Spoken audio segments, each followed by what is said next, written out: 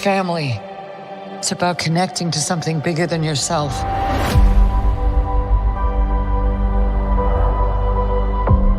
Whatever life throws at us, we'll face it together. Johnny, now! As a family. Come on! Today, we are your defenders. The four of us will face the danger. And we will protect you. Is this guy good?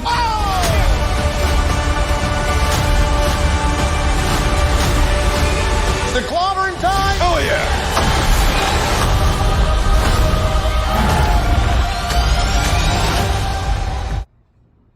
Aloha. This is Trinidad the Islandman, your Islandman, coming to you live once again, bringing you, yes, you, the best movie reviews here on YouTube. And, well, yesterday, opening day, I went in and I saw the new Marvel movie, The Fantastic Four: First Steps.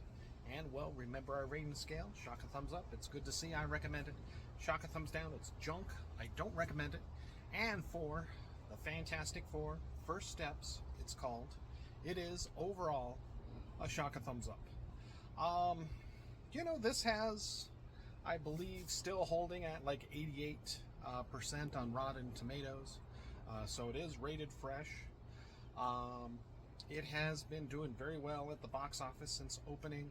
Even early reviews have said that it is, quote unquote, fantastic and not fanstick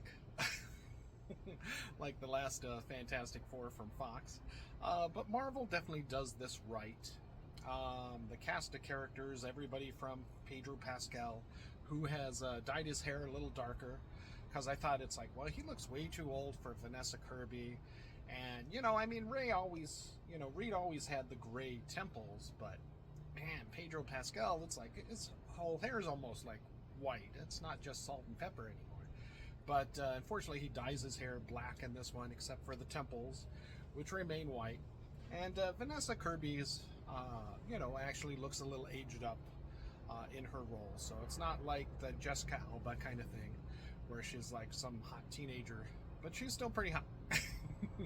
He wrestled The Rock in that one movie, so Hobbs and Shaw, so she's still hot in my book. So, but she definitely has a lot more to do. Vanessa Kirby's character as Sue Storm, or Sue Richards, I guess now. As the show starts off, they're already married. They already have their powers. They do kind of do an origin story, but they kind of backtalk it, as in like news footage, as we're opened up to an interview or kind of a documentary of the Fantastic Four on this Earth 828, I believe, a separate Earth from what we've seen the Avengers on, the Eternals on, Spider-Man on, etc. So they seem to be the only superheroes on the planet of 828. Although they do have their host of Fantastic Four villains, and name dropped is the Mole Man, Red Ghost, and his Super Apes, of course, which was supposed to be played by John Malkovich, which apparently they had filmed, but due to time constraints or shaving off time, they cut that out of the film. I think it was going to be at least a 10-minute, maybe a 15-minute fight scene between Red Ghost and Reed and the rest of the Fantastic Four against the Super Apes. We only get a little bit of shots with the Super Ape attacking Reed Richards, and him using his stretches to bounce him away. So, I think that's a little bit of a disappointment in the film. Honestly, I felt this film needed more action. Because the first half hour almost, first 20 minutes at least, is that documentary kind of feel. You're introduced to the world, which is very 60s, John F. Kennedy kind of, gleaming city on the hill kind of world, of a utopia united as one in the United Nations, brought together by the genius of Reed Richards, benefiting the world with his inventions, and of course the rest of the Fantastic Four bringing peace against these other villains, such as Fantastic Four villains such as the Wizard, Diablo. Even the Puppeteer is mentioned, and many of you remember that Ben Grimm, the Thing himself, before there was that blind chick Alicia, I believe, that we had seen in the other Fantastic Four movies. The Thing did have the hots and kind of had a thing for the daughter of the Puppeteer. And she is front and center in this movie for at least a few scenes heading an orphanage, which Ben Grimm takes a fondness to her and the kids there as well. Although it is not mentioned and we do not see the Puppeteer, those who know will know that that is the daughter of the Puppeteer. And in the comics, that is a big plot point, as well as he doesn't want his daughter dating superheroes, especially the Ben Grimm, the Thing. So these villains are mentioned. So it's well versed in the world, and it's 4 years since the creation of the Fantastic Four by the cosmic rays of them exploring space. And they've defeated the Mole Man. Sue Richards, the Invisible Woman, is front and center leading the UN. We don't even see the president. Basically, it's almost like the Invisible Woman is the president of the world almost. I mean, they make an example of showing that everybody has a voice in the United Nations kind of scenario, organization. But pretty much her voice is what soothes and calms the public. And she is front and center of the Fantastic Four. As Reed, as in the comics, is very intelligent, but a little socially inept. And Johnny, although is toned down, is still a bit of a hothead. And fortunately, he's not so much boisterous as the Chris Evans Fantastic Four Human Torch. The one to get de-skinned by in Deadpool and Wolverine. And this Ben Grimm, the Thing, played by the guy from The Bear, the Cook Show on Hulu, is spectacular. He's never looked better. You never have this much of emotions shown through his baby blue eyes as the ever-living Thing that we've ever gotten before. So again, shock a thumbs up for this Fantastic Four. Although, like I said, it did need a little bit more action. There is a lot of talky to get you caught up to speed with not only the Fantastic Four as a group itself, not only as the leaders and the defenders of this world 828, but also as pretty much the story and the feel of the world of the 60s, futuristic 60s, kind of, a Disney, World of Tomorrow almost feel to it. So the first villain that they actually really fight, and that happens within maybe 35 minutes of the film, we see the Silver Surfer, yes, gender bent, but it is a different world. It is a different reality dimension, 828. So, it is feasible that this Silver Surfer was not a man, but, a woman. But pretty much the origins remain the same. We find out that she, instead of being Norrin Rad, the Silver Surfer, the male Silver Surfer, it is Ba Ling Ling or something. I forget her name, but it was the woman that Norrin Rad, the male Silver Surfer, sacrificed himself to become the Herald of Galactis, to save his world, save her, and became the Herald of Galactis, thus skipping their planet. Here, she sacrifices herself to become the herald of Galactus, saving her daughter, not her husband, in this case, which also plays a role for Susan Storm, as she is having Franklin Richards, the child of incredible power, the first possible mutant, which is hinted at. As he grows up, he likes to read Origin of Species by Darwin. So a hint to the mutants, I think, with evolutionary theory. Basically,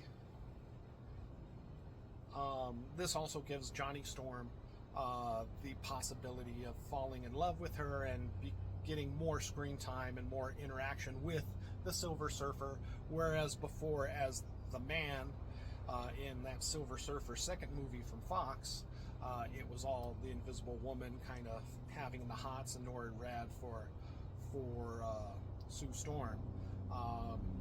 Here it's Johnny and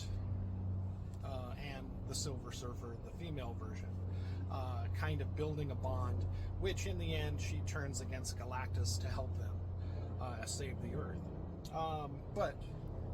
So they find out that Galactus is coming to devour and destroy their planet. Reed finds out that there's truth in that he sees in his telescope and scans several other planets that have been destroyed by this Galactus character. They go into space to meet him. That's very fantastical, very sci-fi, very, very well done. Effects and everything. They find that in attempting to battle Galactus, that they're no match for him and barely escape. Attempting to return to Earth, they do, and make preparations for his arrival to try to stop him there. There's no ultimate nullifier in this for them to threaten Galactus to leave the Earth. However, there is a plan to basically force Galactus to the far reaches of space, where it could possibly take him millions of years to return to Earth, thus sparing it for now, at least, 828. That is the overall plan. Sue Storm, I'm sorry, I keep saying Sue Storm. Here it's Sue Richards. They're already married. They have their kid, Franklin. Galactus wants Franklin, and because he knows of his incredible cosmic power and feels that with that he can satisfy his hunger and he won't have to devour planets anymore. The Earth turns a little bit against the Fantastic Four, saying, well, why won't you save us, sacrifice your son for the rest of the Earth? It's that classic moral tale. They refuse to do so, and instead unite the Earth behind them, defending their son, and get everyone behind that, especially the females, the women who most likely wouldn't sacrifice their son no matter what. Most of them. Who knows nowadays with the way the world is so divided in our own reality in present day. But this was the 60s, the idyllic time of the United States, even in our time, and not, which would be Planet 616 or Dimension 616. But on 828, it's a little bit of a different story. But, the world comes together to stop Galactus or help the Fantastic Four. We see that Sue Richards, the Invisible Woman, has the power that, if I were to put an equivalent on it, close, little short of the Phoenix Force, but as, at least the same as Captain Marvel and the Scarlet Witch, power level wise, where she was able to stop Thanos alone, at least momentarily. The Invisible Woman does the very same thing, and it is thanks to her power and almost full sacrifice that they are able to implement the plan to save the Earth in the end. So that's the overall story, and it works. Again, I would have liked the Thing doing a little bit more punchy. He gets one blow basically against Galactus, which unfortunately doesn't do much. We don't get to see any battling of the Thing against any other opponents. Not even the mole man creature, not even the super apes, which I think was cut out of the film. Might be in the DVD extras, probably, hopefully. We'll see some of those battles when the Blu-ray gets released. But other than that, you know, basically the Invisible Woman is the most powerful person on the Fantastic Four, which is true from the comics, and is able to push Galactus into position for Reed to implement his scientific plan to force him to the far reaches of space, of the universe, and thus saving the Earth. End credit scenes, there is as the credits are about to roll, there is a credit scene there featuring Doom. Of course, now this is not, Doom is confronting Franklin Richards, a little bit of a spoiler, and then it cuts as the Invisible Woman walks in, about to defend her son. What this means, we see the back of Doom, talking apparently to Franklin Richards. We do not see Robert Downey Jr. It could have been just some other actor in the cloak, you know, from behind, you know, and they could easily say it was the robot version of Doom, but we never see his face. But the cloak, you know, it's Dr. Doom, or a version of him. Now, what this means, Dr. Doom is not mentioned at all in this Fantastic Four movie. Latvaria is seen to be represented by an ambassador or something, or at least a nameplate at the UN. But there's no mention of Dr. Doom, of his evil rivalry with Reed Richards, or his battles against the Fantastic Four during this 4 years, or the rivalry of Dr. Doom and you know, and Reed Richards, all during his college years. Now, that omission could easily mean that, you know, when they mentioned the other Fantastic Four villains in this movie, and unfortunately you don't see him other than a little bit of the Red Ghost Super Apes, but, you know, the Wizard, Diablo, the Puppeteer, Mole Man, they're all name dropped in this movie. Dr. Doom is not name dropped in this movie. Victor Von Doom is not name dropped in this movie, and you never see him until the very, very end. What that means, it just means that maybe he's not an active villain at this time, and thus Reed did not perceive him as a threat worth mentioning, you know, as he is a ruler of Latvaria, and, you know, that has political implications, saying that he's an active villain when he's not, or maybe he keeps it on the down low. So maybe they've still had an interaction. Maybe this world still does have a Dr. Doom, you know, and perhaps he did go to college with Reed, but it just didn't make mention of it as the threat of Galactus loomed far and near all during this film, and took up all of the Fantastic Four's attention, and did not think about Dr. Doom. Now, that being said, you know, so he could still be around.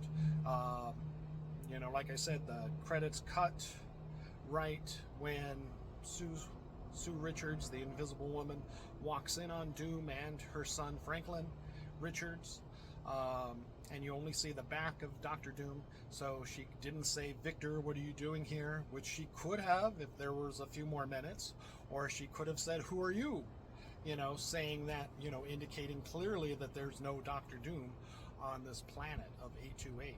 And this is another Dr. Doom from another world, possibly even 616, who knows. So that's what it could mean, or it could mean that he is established already on 828, but just was not mentioned clearly here. And there's no tie to the Thunderbolts end credit scene either, as at the post-credit scene, after the credits roll, there's just a little Fantastic Four cartoon intro of the Fantastic Four, and that's it. Definitely not worth sticking around for after the Dr. Doom little tidbit, which lasts all of like 3-4 seconds. So as soon as the credits roll, you can run to the bathroom. like I struggled to hold on until after the post-credit scene of the cartoon, thinking that I would see, you know, you saw the ship at the end of the Thunderbolts fly in, thinking that that's what it would be, that, well, we're the Fantastic Four, and, you know, and maybe you have Alana saying, Florence Pugh saying, we're the Avengers, quote unquote, or the Thunderbolts. But no, you didn't get any of that. I don't know what they're saving it for. Or if that'll be then further in the future after these events of Doom. Maybe if Doom doesn't exist in the 828 reality or world, then maybe this Doctor Doom came from a different planet, grabbed Franklin Richards and said, I'm going to 616, or just disappears interdimensionally, and Reed tracks him down to 616 for the beginning of Doomsday, Avengers Doomsday or whatever that's going to be, and that's where we'll get the intro. The first parts of the movie will be the intro with Fantastic Four and Thunderbolts saying that we followed this guy here, this Doctor Doom guy, to get our son back. Who knows? But not anything spectacular as far as end credit scenes. It really needed more time. We needed to hear something. We needed to see something more from Doctor Doom, I think. And it would have been nice to have seen a post credit scene with the Thunderbolts in that intro, just to establish everything. But Kevin Feige seems to be keeping it really close to the vest for Avengers Doomsday, coming out sometime next year, I believe. All right. So those are my thoughts on the Fantastic Four. A little long-winded, but, we do have Fantastic Four people in there to talk about, which I pretty much did for the most part. And again, overall, a shock and thumbs up. I look forward to seeing much more, and definitely more action from these guys in Secret Wars and Avengers Doomsday, that the Fantastic Four will definitely probably play a heavy part in. All right, mahalo and aloha.